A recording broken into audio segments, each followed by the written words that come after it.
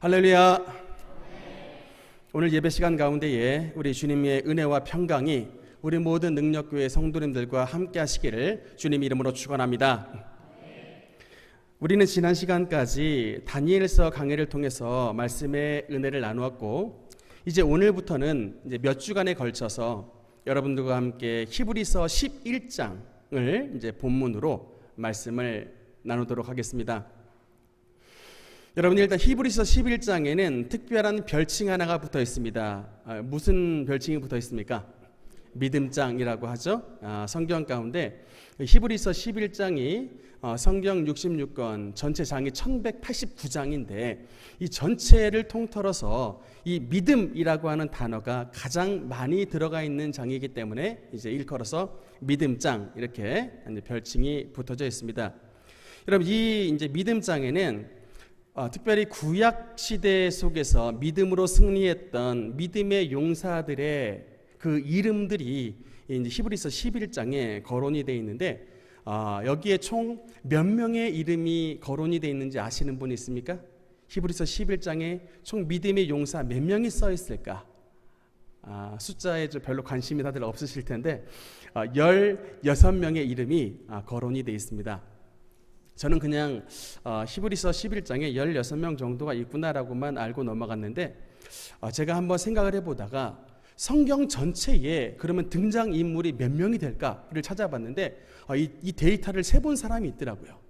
성경 전체에 과연 몇 명의 인물이 등장하는가를 세봤을 때 그 사람이 뭐 선한 역할을 했든 또는 악한 역할을 했든 전체 성경에 나오는 그 등장인물의 이름의 수가 거의 대략 3,000명이 나온답니다. 3,000명의 이름이 기록이 되어 있는데 숫자를 감안을 해볼 때 여기에 믿음장에 이름이 기록된 사람은 그 3,000명 가운데에 16명이 뽑힌 사람입니다. 그야말로 이제 성경에서 인정하는 믿음의 명예의 전당에 올라간 사람들이라고 일컬으면 되겠습니다. 그렇게 평가해도 무방할 정도로 정말 대단한 믿음의 사람들입니다. 그런데 이 16명의 사람도 자세히 성경을 보면 두 부분으로 나눠져 있습니다. 그러니까 이 인물에 대해서 뭔가 코멘트와 해설과 설명이 붙여져 있는 10명이 있고, 그냥 이름만 등장하고 그 이름에 대한 별다른 설명이 등장되지 않는 6명이 되어 있는데, 그래서 그렇게 이제 10명과 6명 이렇게 해서 16명입니다만, 이번에 이제 믿음의 용사 시리즈에는 특별히 이제 히브리서 11장 가운데 그 이름에 대해서 나오고 또 해설이 붙어져 있는 이런 10명의 인물에 대해서 이들을 중심으로 해서 함께 몇 주간에 걸쳐서 말씀을 나누겠습니다.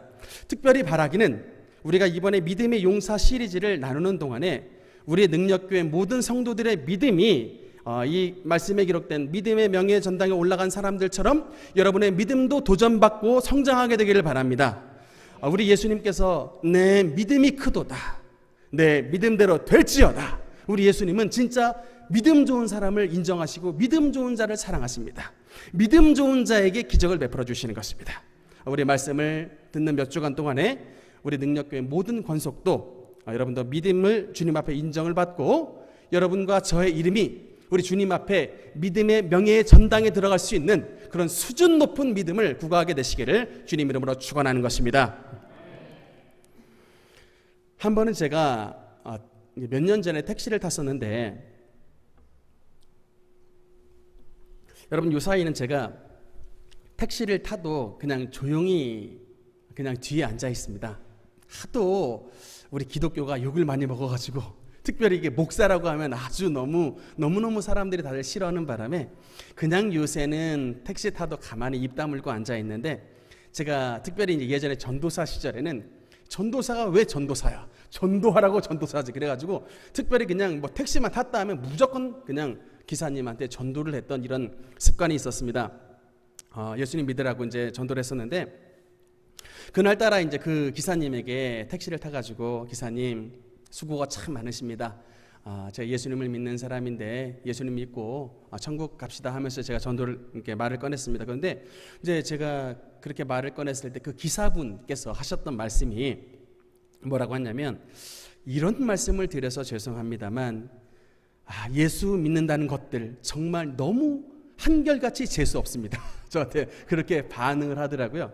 그래서 제가 아니 기사님 어떤 일이 있으셨습니까? 라고 제가 이렇게 여쭤봤더니 이제 자기 이야기를 하는데 어젯밤에 이제 손님을 태웠는데 그분이 그러니까 술이 아주 얼근히 취해가지고 택시를 타셨다는 거예요. 근데 그 이제 어떤 나이 든 남자분이 타셨는데 그분이 이제 타자마자 이제 자기 소개를 하는데 소망교회 장로라고 자기를 소개를 하는데 이 택시 타면서 가는 도중에 얼마나 이 잘난 척을 하는지 들어줄 수 없을 정도로 이렇게 막 잘난 척을 하더래요. 그런데 뭐 그럼에도 불구하고 손님이니까 꾸역꾸역 들어주면서 맞장구도 쳐주고 그렇게 가는데 이제 집 근처에 딱 도착을 했는데 갑자기 이 인간이 이 소망교회 장로라고 하는 인간이 택시비도 안 주고 그냥 탁 막 내리려 그런다는 거예요.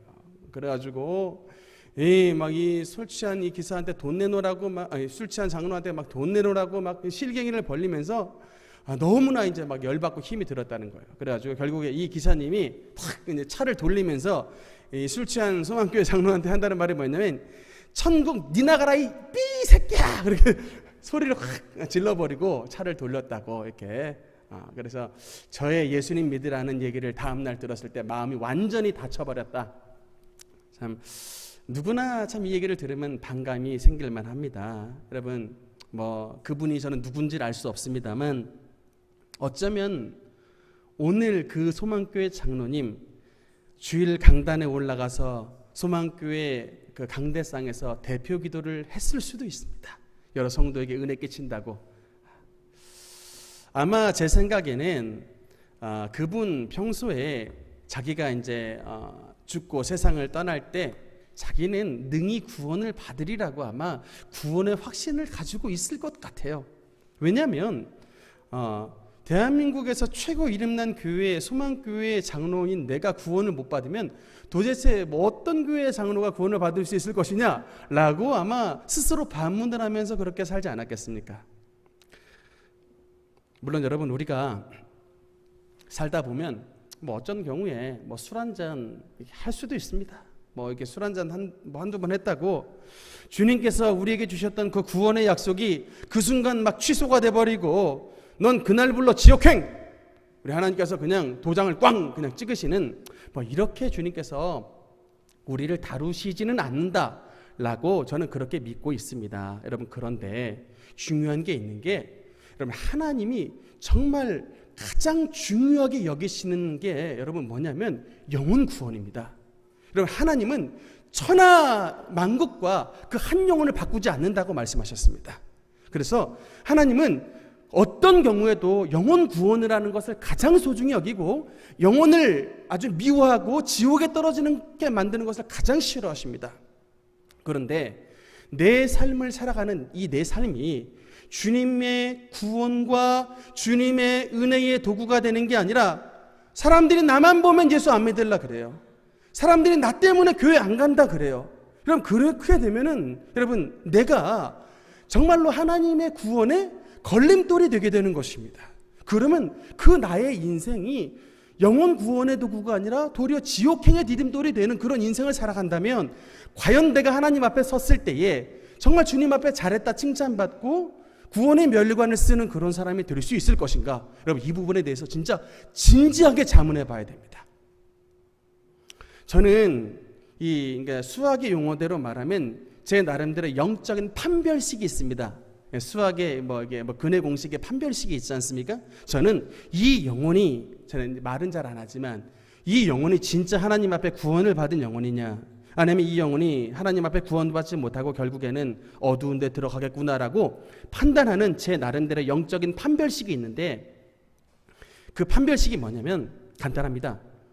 이 사람의 신앙생활을 봤을 때 하나님 앞에서 항상 자기의 삶을 언제나 하나님의 거울에 비춰보고 성찰해서 잘못한 거 있으면 그 즉시로 회개하고 주님의 말씀대로 어떻게든 내 삶의 궤도를 수정해 보려고 애를 쓰는 사람, 저는 이 사람은 영적인 판별식을 딱 합니다.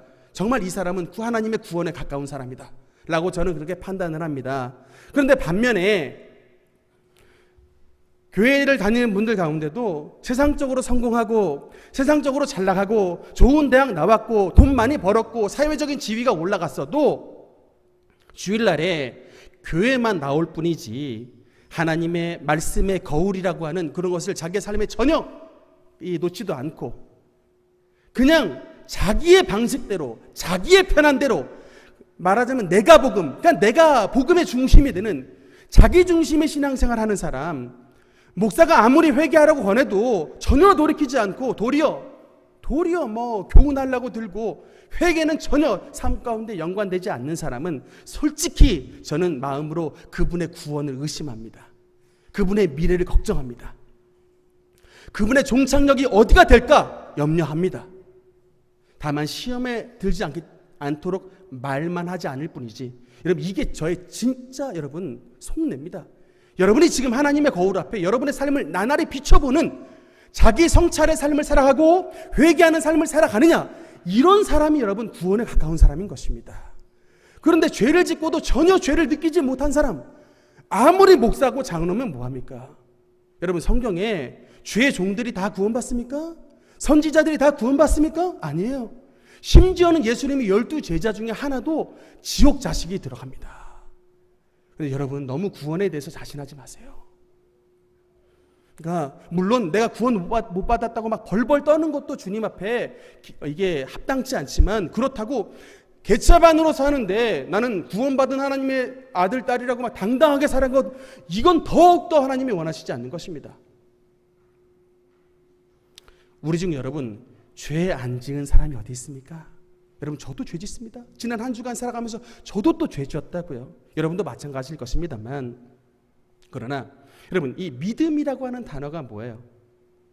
우리 하나님의 아들 예수 그리스도께서 이 많고 많은 이 죄인, 이 서충은, 이 죄인을 구원하시려고 하늘 보좌를 버리시고 이 땅 가운데 오셔서 그 모진 십자가의 고난과 죽음의 아픔을 당하셔 나의 죄와 모든 허물을 주님께서 담당하시고 예수의 죽음으로 말미암아 내가 구원받고 예수의 살아나심으로 말미암아 내가 천국 백성이 됐다. 여러분 이게 바로 믿음입니다. 그러니까 여러분 예수님을 진짜 믿는 사람은 이제는 나를 위해 사는 것이 아니라 나를 위해 죽으신 예수를 위해 살게끔 되어 있는 것입니다. 그게 참 믿음인 것입니다.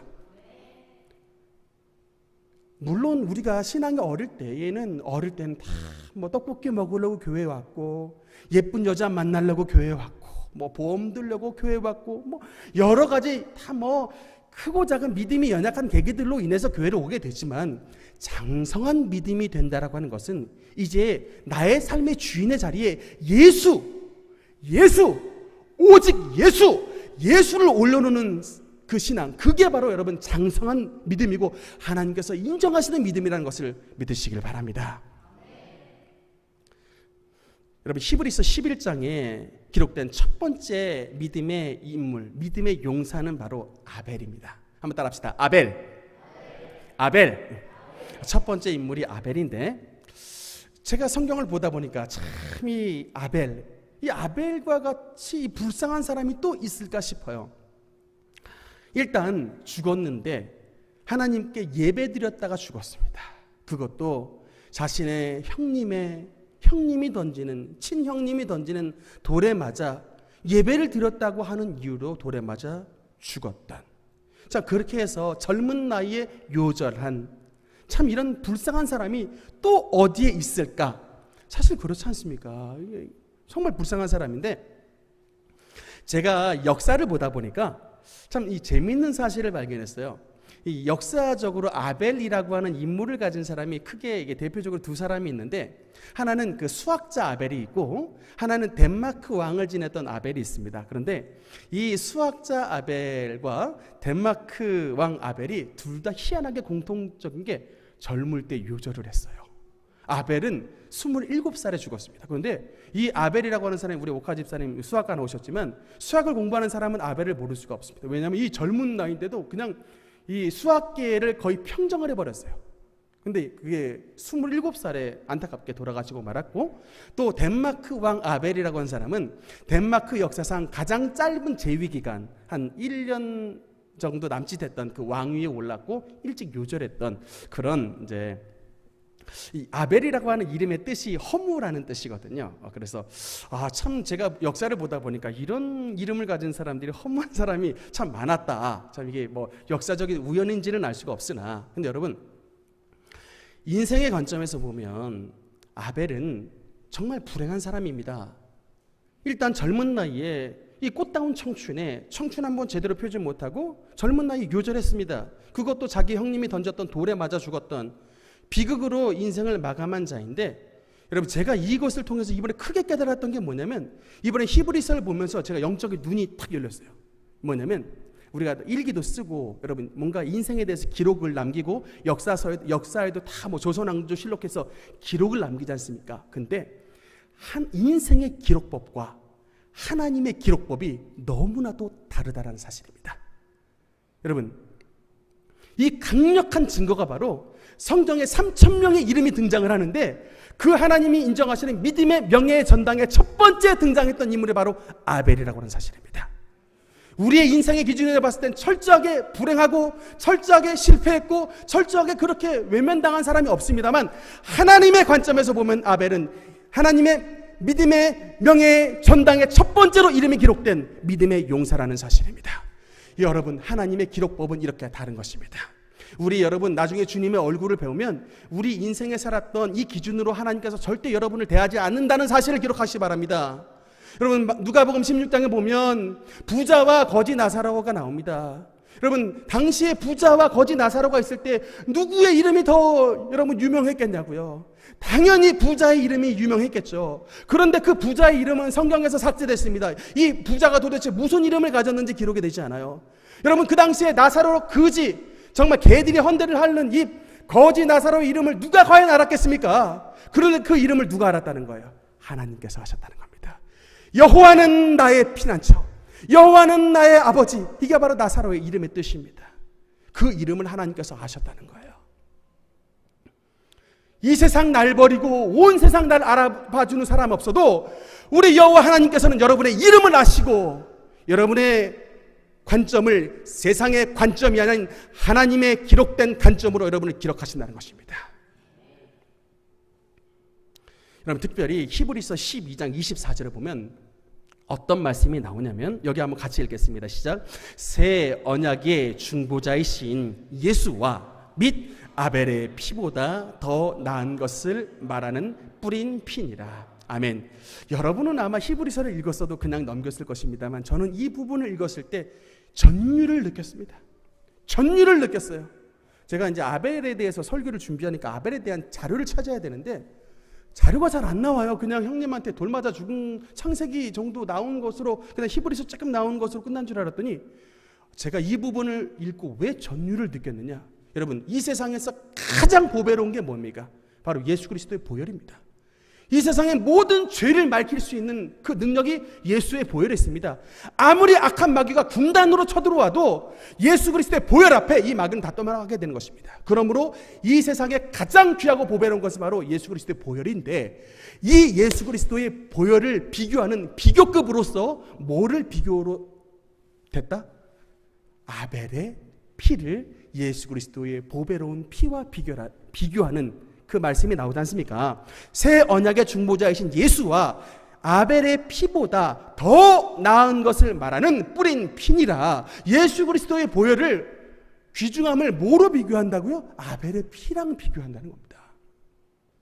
아벨이 여러분 하나님 앞에서 얼마나 거룩하고 의로운 삶을 살았든지, 이 세상에 가장 귀한 예수 그리스도의 보혈을 그 비교하는 비교급으로서 아벨의 피가 거론이 됐다. 여러분 지나가다가 굉장히 예쁜 여자가 지나갑니다. 그러면 남자들이 보통 무슨 말을 하는지 아십니까? 야, 저 여자 김태희보다 이뻐, 이렇게 말을 합니다.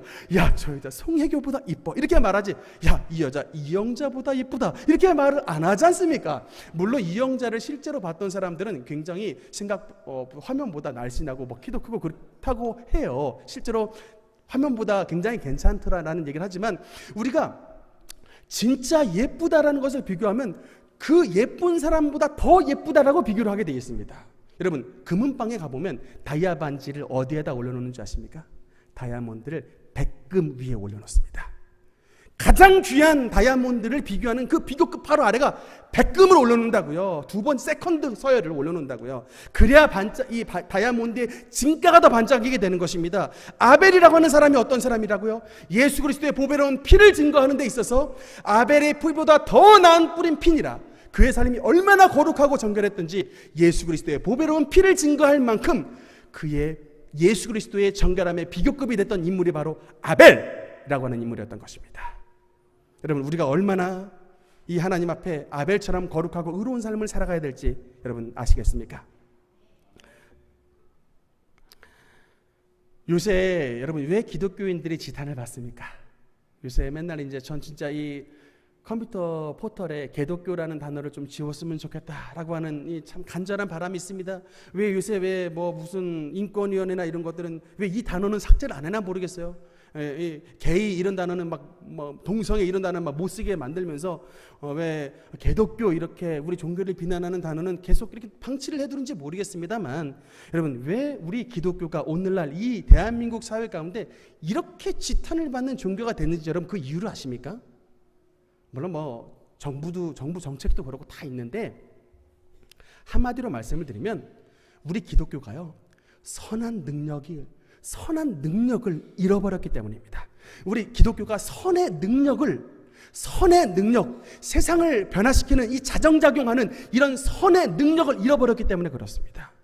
그러니까 세상 사람들이 봤을 때 기독교인들 자기들도 바르게 살지 않으면서 맨날 말하기를 구원받는다고, 우리는 구원받고 니들은 지옥 간다고 막 이렇게 하니까 이게 막 영혼의 거부감이 드는 거예요. 아니, 자기들이 좀 선하게 살고 자기들이 좀 이타적으로 살면서 그렇게 우리 예수 믿어야 구원받고 예수 없이는 구원 못 받는다라고 말하면 그래도 인정이 되겠는데, 옛날 분들은 다 그렇게 했습니다만, 이게 무슨 목사 장로 막 보면은 전부 지들은 다 뻘짓하고 전부 뒤로 호박씨 까면서 자기들은 구원받고 니들은 다 지옥 간다고 얘기하니까, 여러분 이렇게 복음을 전하니까 계속 교회들이 다 문 닫게 되고 기독교가 인구가 감소가 되게 되는 거예요. 그래서 이게 반감들이 세지는 겁니다. 여러분 구원의 문은 결코 넓은 길이 아닙니다. 이 오늘 말씀에 보면은 마태복음 7장 13절 14절 말씀 보면 이런 말씀이 있습니다. 좁은 문으로 들어가라. 멸망으로 인도하는 문은 크고 그 길이 넓어 그리로 들어가는 자가 많고 생명으로 구원으로 인도하는 문은 좁고 길이 협착하여 찾는 자가 적음이니라. 여러분 저희 아버지께서 돌아가셨을 때 참 우리 인생이 가장 중요한 순간은 죽음의 순간이라고 저는 믿고 있습니다. 저희 아버지께서 60대 중반에 돌아가셨는데, 아버지께서 돌아가시기 바로 3일 전에 갑자기 병원에 계시다가 저희 온 가족을 호출을 했습니다. 온 가족을 새벽 3시에 호출을 했어요. 그런데 우리 가족만 호출을 하면 좀 덜 미안한데 담임 목사님까지, 그렇게 큰 교회를 담임하시는 담임 목사님까지 새벽 3시에 호출을 하셨어요. 그런데 왜 갑자기 호출을 하셨는가 하니, 아버지께서 이제 하늘나라로 떠나가시기 전에 예수님이 찾아오셔서 이름을 부르시며 말씀을 하셨다는 거예요. 아들아, 그동안 수고 많았다. 이제 편히 와서 쉬라. 그러니까 이제 예수님의 그 병상에서 예수님의 부름을 받았으니까 이제 편히 와서 쉬래요. 그러니 이제 갈 줄 알고 이제 아버지가 목사님과 우리 자녀들 다 불러놓고 이제 거기서 막 이제 유언도 하시고 막 그렇게 하셨는데, 결국에는 희한하게 아버지가 3일 있다가 가셨는데 아버지의 임종을 다 못 지켜봤습니다. 심지어는 저희 어머니도 아버지 병상 옆에 계셨지만 이 순간 잠깐 잠이 든 사이에 그냥 아버지께서 소천하셔 버렸어요. 저는 그때 수요일날 강단에 설교하고 있었을 때였습니다. 그러니까 우리 자녀들 가운데 다 얼굴을 못 봤어요. 아버지 소천하실 때를 다 못 봤습니다. 그러니까 하나님께서 미리 알려주셔가지고 한 번씩 다 얼굴 보게 만들어 주신 거예요. 그러니까 여러분의 영혼이 하늘나라로 이게 죽음의 순간에 하나님께서 예수님을 잘 믿는 영혼들은 그렇게 마음에 위안을 주고 평안을 주고, 그래서 아버지 딱 돌아가셨을 때 딱 시신을 보니까 성경의 표현이 딱 오라요. 잠자더라. 잠자는 것 같았더라. 진짜 깨실 것 같이 그렇게 고요히 주무셨습니다. 그런데 반면에 여러분 우리가 예수님을 믿는다고 다 천국 갈 것 같지만 교회 평상시에 다니던 분들도 나중에 제가 이 얘기를 들으니까 천국행으로 가신 것 같지가 않은 분이 계셨어요. 이게 아내분이 권사님인데 이제 남편분이 지금 이제 돌아가시게 됐다 그래가지고 갑자기 좀 빨리 오시라고 이제 원로 목사님이 이제 초대를 받으셨는데 돌아가시게 됐다 그러니까 가서 기도해 드리려고 문을 딱 열고 들어가는데 세상에 이런 장면을 처음 보셨답니다. 일단은 막 눈이 뒤로 확 뒤집어졌대요. 눈이 뒤로 확 뒤집어지고 몸이 이게 막 오징어 꼬듯이 막 온 몸을 막 뛰면서 막 뭔가 막 이게 막 붙잡아 막 이렇게 우리 기독교인의 장례식에는 잘 볼 수 없는 장면이에요. 그래가지고 막 눈은 뒤집혀져 있고 몸은 막 비비꼬고 막 진짜 그야말로 오징어 같이 돼 있는 그런 상황이 됐는데 그래가지고 목사님께서 하나님께 딱 여쭤봤대요. 하나님 이거 지금 왜 이러는 거예요? 라고 물어봤더니 하나님께서 딱 성령 응답으로 주신 게 지금 지옥사자가 그에게 왔는데 교회 다니면서 평소 지옥에 대해서 들었으니 어떻게든 안 끌려가려고 현재 발버둥을 치는 것이다. 결국엔 이제 그 아내분이 그 위에 그냥 덜썩 주저앉았어요. 왜냐하면 이게 관이 들어가려면 막 꼬여 있으면 막 팔다리를 다 분들어뜨려야 된다 그래가지고 그 위에 그냥 덜썩 앉아버렸는데 알고 보니까 이 분이 교회는 다녔습니다. 뭐 제가 알기로는 뭐 무슨 남전도 임원도 하고 그랬는데 생전에 전혀 이 집사다운 삶을 살지 않았다. 여러분 집사라고 하는 단어, 집사님은 잘 들으십시오. 집사라고 하는 단어는 원어로 오이코노모스입니다. 그러니까 하나님의 일을 맡는다라는 게 바로 집사입니다. 그런데 하나님의 일을 맡아 담당하라, 이게 청직이랑 똑같은 뜻이에요. 여호와의 집에 청직이 주님의 살림을 잘 감당하고 하나님의 몸된 교회 봉사라고 주셨던 이 집사의 직분을 가진 자가 평상시에는 밖에 나가가지고 한다는 행동이 여자 장사하고 온갖 난잡한 짓 하고 그 동네에 교회가 들어온다고 하니까 연판장 돌려가지고 교회 못 들어오게 막고 막 이런 행동들을 하니까 여러분 나중에는 뭐 교회 다니긴 했는데 전혀 살아가면서 그런 회개하지 않고 그런 인생으로 마감을 했다. 여러분 혹시 뭐 죽음의 전략을 세운 분들 가운데 노세 젊어서 노세하다가 죽을 때 임박하면 그때 딱 회개하고 예수님 막차 천국 열차 타겠습니다 이렇게 스트레터지 이게 전략을 세우신 분이 혹시 계시는지 모르겠지만 여러분 인생에 오는 것은 분명히 순서가 있지만 가는 건 절대 순서가 없습니다. 지난번 광주에 일어났던 건물 붕괴 사건 봤죠? 그 버스 위로 덮치는 그날 하고 억소리도 못한 진짜 5초 안에 자기의 인생이 끝날 줄 누가 알았습니까 여러분? 진짜 여러분 그래서 우리가 하나님 앞에 깨어있는 자가 된다라고 하는 것은 오늘 내가 주님 앞에 갈 준비를 하는 오늘도 하나님 앞에 내 삶을 비춰보고 말씀의 거울 앞에 나를 비춰봐서 내가 잘못한 것 회개하고 나의 죄를 끊어내고 하나님의 직분자다운 하나님의 성도다운 삶을 살겠다고 결심하는 그런 믿음이 여호와 앞에 구원을 받는 믿음인 것을 믿으시기 바랍니다. 여러분 둘째로 아벨은 무엇을 통해서 하나님 앞에 믿음을 인정을 받았느냐? 왜 하나님께서 가인의 제사는 거절하시고 아벨의 제사만 받으셨는가 봤을 때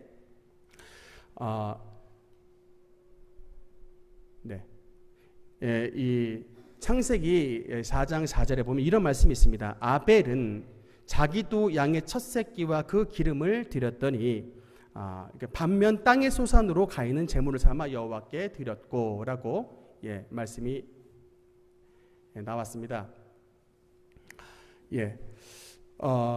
여러분 그래서 우리가 하나님 앞에 반드시 기억을 해야 될 두 번째 사항은 뭐냐면 우리가 주님 앞에 예배를 드릴 때 아벨은 첫 것을 드렸다라고 하는 건데 이 첫 것이 바로 뭐냐면 주님 앞에 드리는 우리의 정성이 되게 되는 것입니다. 하나님 앞에 예배를 드릴 때는 아벨의 첫 것처럼 주님 앞에 항상 신령과 진정에, 이 말은 정성을 다해 예배를 드린다라고 생각하시면 됩니다. 저는 여러분께 쉽게 말씀을 드립니다. 하나님 앞에 예배를 드릴 때 어떻게 예배를 드리면 되냐라고 했을 때 쉽게 말하면 청와대에서 여러분을 초청을 해서 청와대에 있는 대통령을 만나러 간다라고 하는 가정하에 모든 것을 준비한다고 생각하시면 여러분 그게 딱 맞습니다. 사실 이 비유가 옳지 않아요. 왜냐하면 하나님과 대통령이 비교가 됩니까? 비교가 안 돼요. 우리 하나님과 대통령을 비교할 수 없는 분입니다. 그럼에도 불구하고 대부분의 성도들이 교회에 나올 때 하나님의 존재를 인식하지 않고 그냥 예배당 간다. 그러니까는 복장도 그렇고 시간도 그렇고 너무나 준비 안 된 채 예배를 드리는 사람들이 많은데, 여러분 제가 20대 때 그 34단이라고 하는 군 부대에서 성경 공부를 배웠었습니다. 그 당시에 군종 목사님이셨던 김학수 목사님이라고 참 이 설교를 굉장히 잘하셨던 그 목사님이 그분한테 성경 공부를 배웠었는데, 그분의 설교 시간에 자기 그 간증을 하시는 거예요. 그분도 이제 왜 이렇게 능력이 막 충만하셨냐면 영안이 열리신 분이었거든요. 근데 그 어떤 성도가 있는데 맨날 어쩌다가 보면 지각도 할 수도 있는데, 이분은 그냥 지각이 거의 예배의 습관이 되신 분이래요. 그냥 1년이면 52주 거의 다 그냥 맨날 예배 종치고 나서 항상 들어오셨던 그분이 계셨는데, 어떻게 저분은 맨날 저렇게 지각을 하실 수가 있는가라고 생각을 했었는데, 이분이 갑자기 강대상에 섰는데 눈 떠 있는 상태에서 영안이 쫙 열렸는데, 그 가족이 이렇게 딱 들어왔는데 손에 제물을 들고 있더래요. 구약 시대에는 제물을, 양이나 염소나 제물을 들고 있는데, 그 제물을 보니까 전부 흠 있는 제물, 막 몸에 털이 빠지고 다리를 절고 아주 그냥 뭔가 하나님께서는 절대로 제물을 드릴 때 흠 있는 제물을 여호와께 가져오지 말지니라라고 말했는데, 그 가족이 딱 들어오셨던 그 상황 가운데 예배를 드렸던 제물이 바로 흠 있는 제물이더라는 거예요. 그러니까 그렇게 흠 있는 제물을 여호와께 드리니 그 예배가 연락이 되겠느냐라고 하는 것입니다. 여러분, 근데 우리가 왜 주님 앞에 예배를 드려야 되냐면, 여러분 세상에 있는 모든 축복의 근원이 바로 예수 그리스도인 것입니다. 세상에 있는 모든 은혜의 근원은 하나님의 보좌입니다. 우리가 주님의 보좌 앞에 나가지 않으면 우리가 여러분 하나님의 그 축복의 은혜를 누릴 수가 없어요. 우린 인생은 유한한 존재고 죄 많은 존재이기 때문에 우리는 스스로 복을 이게 생산해낼 수 없는 존재입니다. 그렇기 때문에 우리가 예수 그리스도의 그 보좌 앞에 항상 나아가야만이 하나님의 은혜를 받는 삶을 살아갈 수가 있는데, 그렇기 때문에 우리는 분명히 성경 말씀 가운데서 세 번째 보면 아벨은 더 나은 예물로 하나님 앞에 제사를 드렸다라고 오늘 본문에 기록이 되어 있는데, 그 더 나은 예물의 제사가 바로 뭐냐면 피의 제사였다라고 하는 것입니다. 보혈의 제사, 어린 양의 피의 제사로 주님 앞에 예물을 드렸을 때 그 예물을 주님께서 증언하셨다라고 말씀합니다. 믿음으로 아벨은 가인보다 더 나은 제사를 드림으로 의로운 자라 하시는 증거를 얻었으니 하나님이 그 예물에 대하여 증언하십니다. 어떤 사람들은 이 가인의 삶을 하나님께서 받지 않으셨다, 그렇기 때문에 그 제사가 받아들여지지 않았다라고만 주장하시는 분이 있지만 그렇지 않습니다. 여러분, 이 아벨은 하나님 앞에 피의 제사를 드렸기 때문에 하나님 앞에 의롭다 칭함을 받았고, 반면에 가인은 곡식 제사를 드렸기 때문에 의롭다 하심을 칭함을 받지 못했습니다. 그래서 어떤 분들은 생각하기를, 아니 하나님은 그러면 농경은 미워하시고 목축은 좋아하시는가, 막 이렇게 또 적용을 하는 사람인데, 여러분 그게 아니고요. 여러분 여기에는 분명한 영적인 원리가 있습니다. 우리가 아까 말씀드렸다시피 주님의 보좌 앞으로 나가야 하나님의 은혜와 축복을 받는데, 그 보좌 앞에 우리 인간이 나가서는 바로 우리는 죽습니다. 왜냐하면 저와 여러분은 죄악 덩어리이기 때문에, 마치 나답과 아비후가 하나님의 그 영광의 지성소에 들어갔다가 주님의 불에 그냥 타서 죽었던 것처럼, 우리는 우리 있는 그대로 나갔다가 저와 여러분은 하나같이 다 죽을 수밖에 없습니다. 주님의 은혜를 받으러 나갔다가 다 죽을 수밖에 없다고. 주님의 빛의 광채에 다 죽을 수밖에 없습니다. 모세에게 말씀했잖아요. 내 얼굴을 보고선 살 사람이 없다라고 말씀하지 않습니까? 그렇기 때문에 우리가 하나님의 보좌에 나아가기 위해서는 어떤 특별한 도구, 특별한 장치가 필요한데, 이것이 바로 우리의 죄를 덮어주는 보혈이라고 하는 장치를 통해서 그 보혈을 씻음을 받아야 우리의 죄가 정결함을 받고 우리의 죄가 가림을 받아서 하나님의 보좌 앞에 나갈 수가 있게 되는 것입니다. 그 주님의 보혈이 계시 가운데 절정으로 나타난 사건이 바로 갈보리 십자가의 예수 그리스도의 보배를 핀 것입니다. 여러분, 그 보혈의 사건이 얼마나 중요한 사건인지 여호수아를 읽어보면 그 말씀이 나와 있습니다. 여호수아가 여리고성을 정복하기 전에 요단강을 건너고 난 다음 했던 굉장히 중요한 행동이 있습니다. 여러분, 무슨 사건인지 아십니까? 요단강을 건너고 나서 여리고성을 바로 진격해 들어간 게 아닙니다. 여호수아서를 조금 자세히 읽어보면 요단강을 건너고 나서 이스라엘 백성들이 집단적으로 했던 게 있습니다. 뭘 했을까요? 할례를 행했습니다. 우리 초등부를 읽었기 때문에 답이 나오네. 할례를 행했습니다. 여러분 아시다시피 할례는 이게 피가 나는, 여러분 지금 시대에 마취제가 있어도 이게 쉽지 않은 시기인데 그냥 옛날에 돌칼로 그냥 베버리는 그런 시대였습니다.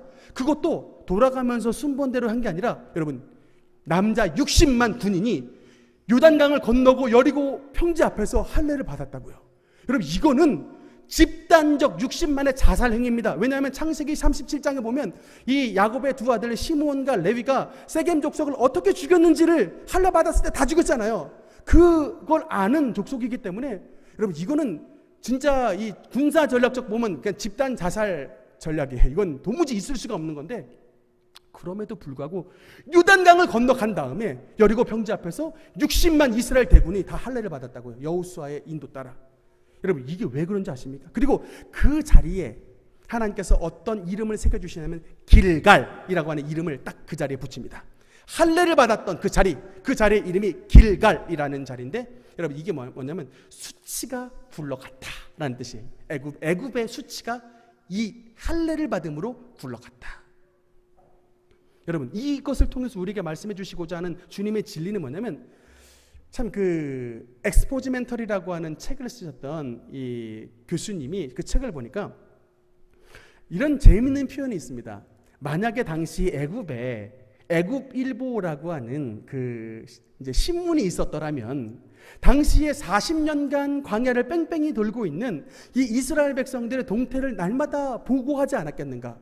아니 저 이스라엘 백성들 출애굽해가지고 자기들끼리 잘 살겠다고 약속의 땅 가겠다고 나서더니 40년 동안 광야에서 빙글빙글 돌면서 일부는 불타 죽더라, 뭐 일부는 진노받아 뱀에 물려 죽더라, 막 이게 계속 보고가 되는 거예요. 그러면 이 애굽 사람들의 입장에서 봤을 때, 야, 쟤들 차라리 여기서 노예 생활하지 왜 출애굽을 해가지고 저런 생고생을 했겠는가? 만약에 애굽일보라고 하는 신문이 그 나라에 있었더라면 이게 날이 보고가 되지 않았겠느냐, 그런 게 기록을 해놨었을 것인데, 여러분 그 애굽의 종살이의 수치가 언제 진짜 끝나고 언제 약속의 땅 가나안으로 들어가게 되느냐? 피의 언약이 여러분의 삶 가운데 임했을 때에 애굽의 종의 수치가 굴러가고 광야 뺑뺑이로 돌았던 모든 고난의 이 터널이 끝나게 되고 약속의 땅 가나안에 들어가는 인생의 주인공이 되게 되는 그런 은혜가 예수 그리스도의 보혈을 통해 여러분의 가정 가운데 임하게 되게 되는 것입니다. 여러분 이 예수 그리스도의 보혈의 은혜는 정말로 크고 놀랍습니다. 최근에 제가 참 이 따끈따끈한 간증을 하나 들었는데, 얼마 전에 한 성도님이 부탁을 했어요. 교회에 이게 십자가가 있느냐라고 물어보셔서, 자기네가 이제 기독교 서점을 가야 되는데 이제 시간이 좀 없다고 십자가가 있는가라고 물어보셔서 제가 딱 들어가서 우리 1층에 교역자실에 가봤더니 제 책상 위에 걸어놓은 것도 아니고 그동안 막 페인트 공사하고 무슨 맨날 이것저것 공사하냐고 막 이것저것 먼지가 잔뜩 묻었던 그 십자가가 하나 있는 거예요. 그래서 그거 드리면서도 굉장히 좀 죄송한 마음으로 드렸습니다. 십자가가 있긴 있는데 굉장히 좀 깨끗하지 못해서 죄송합니다라고 해서 그 십자가를 그분한테 드렸어요. 근데 그리고 나서 그분이 그 십자가를 받으신 다음에 이걸 굉장히 이제 깨끗하게 닦으시고 집안에 이제 침대에 있는 그 이제 딱 바라보는 그쪽에 딱 거셨답니다. 근데 이분이 이제 요새 신앙생활을 굉장히 열심히 하시는데 그 하루는 이분의 간증이에요. 기도를 하는데 그 목사님이 주셨던 그 십자가에 눈을 뜨고도 보이고 눈을 감아도 보이는데 이거 보고 있는데 그 십자가에서 막 보혈이 계속 쏟아진다는 거예요. 예수의 보혈이. 그래가지고 이게 도대체 뭔가 하는데 이 보혈이 막 폭포수와 같이 십자가에서 계속 흘러내리는데 막 이게 물결 치듯이 계속 차는데 이 십자가의 보혈이 나중에는 자기의 온 방을 가득 채우고 막 천장에 달 때까지 이 보혈이 가득 차더랍니다. 저는 예전에 20년 전에 원로 목사님 집에 와가지고 그 은혜 충만하게 받았을 때 그때 영안이 열려가지고 이 보혈이 한 방울 탁 떨어졌을 때 제 옛날에 지었던 죄가 싹 사라지는 이런 체험을 했는데, 저는 세상에 십자가로 말미암아 집 방 전체가 다 보혈로 잠겼다는 간증을 이번 처음 들었습니다. 그런데 놀랍게도 그 예수의 보혈 찬송 가사 있잖아요. 온몸을 피에 담글 때에 주님의 진노 면하겠네. 이 찬송가 가사인데, 야, 그게 진짜 딱 떠오르는데, 그러면서 예수의 보혈로 말미암아 이분 10년 가운데 딱 하나님의 막 믿음이 임하는데, 그 당시에 어떤 게 질환이 있었냐면 어금니가 이게 막 흔들렸는데, 이 어금니가 이게 흔들리는 게 그냥 살짝 흔들리는 게 아니고, 마치 말하자면 자기 혓바닥으로 이렇게 어금니를 슉 밀면 어금니가 쓱 이렇게 밀릴 정도로 거의 빠지기 직전 단계까지 어금니가 이렇게 이렇게 됐는데, 문제는 이게 막 풍치가 와가지고 막 피도 계속 나고 막 그런 상황에 처해져 있는 상황인데, 갑자기 마음속에 믿음이 팍 들어오더래요. 믿음이 그냥 팍 들어오더니 하나님 앞에 이거 기도하면 이 흔들리는 이빨도 치료해 주신다 라고 하는 믿음이 그냥 그 보혈로 말미암아 팍 10년 가운데 오는데, 그냥 기도했다면, 예수님, 예수의 십자가의 보혈로 지금 이 시간 제 흔들리는 이빨을 치료해 주시옵소서, 이렇게 기도를 하고 아멘 했는데, 그러고 나서 자기 혓바닥으로 흔들렸던 어금니를 이렇게 밀어봤대요. 근데 진짜 거짓말같이 이빨이 완전 딱딱하게 탁 바뀌었다는 거예요. 할렐루야! 박수 한번 칩시다. 이거 실화입니다. 이거 그냥 정말 꿈에 된 얘기 아니고, 제가 정말 얼마 전에 전해드렸던 정말 따끈따끈한 우리 교회의 성도 가운데서 일어나는 간증인데, 여러분, 예수 그리스도의 보혈의 능력이 이토록 어마어마한 능력이 있다는 것을 믿으시기 바랍니다.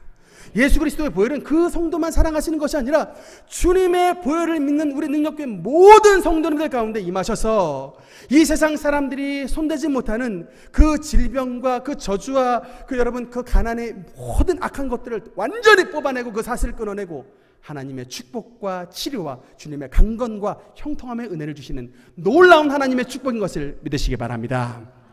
말씀의 결론을 맺겠습니다. 사랑하는 성도 여러분, 우리가 이 시대에 우리의 믿음을 지키는 것은 너무나 어렵습니다. 왜냐하면 우리가 주일날 딱 1시간 좀 넘게 예배를 드리고 돌아갔지만 나머지 6일 동안 우리의 발을 딛고 사는 곳은 죄악 세상 가운데 살 수밖에 없기 때문에, 우리의 영혼은, 우리의 시민권은 하늘에 있지만 우리의 발은 이 먼지 많은 죄 많은 세상을 디디고 살기 때문에 묻을 수밖에 없습니다.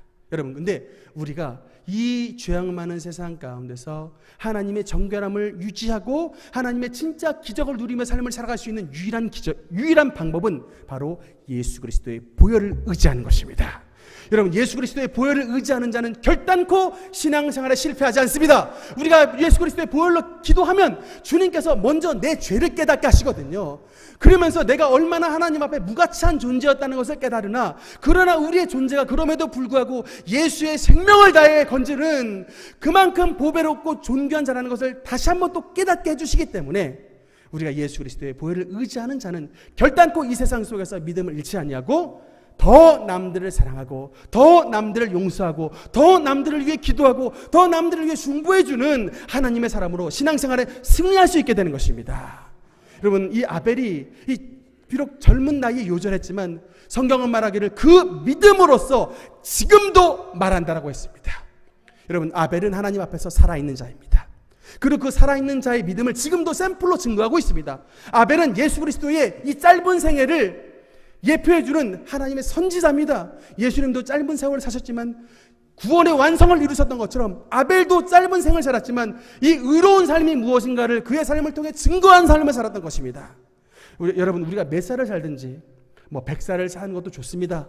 또 어떤 분 일찍 가시는 분도 계십니다만, 진짜 하나님 앞에 중요한 건, 물론 기독교인들 장수하는 거 중요합니다. 좋은데, 왜냐하면 천국에 상급이 쌓이지만 그러나 우리가 몇 살을 살든지 가장 중요한 것은 하나님 앞에 섰을 때에 저와 여러분의 믿음을 주님 앞에 인정을 받아야 하나님 앞에 우리가 구원자로 설 수가 있게 되고 우리의 인생이 진짜로 하늘에 빛난 별처럼 빛나게 되게 되는 것을 믿으시기 바랍니다. 우리가 하나님 앞에 가는 그날까지 우리의 믿음을 지키는 아벨처럼 우리의 모든 신앙생활에 승리하시는 능력교회 성도님들 되시기를 주님 이름으로 축원합니다.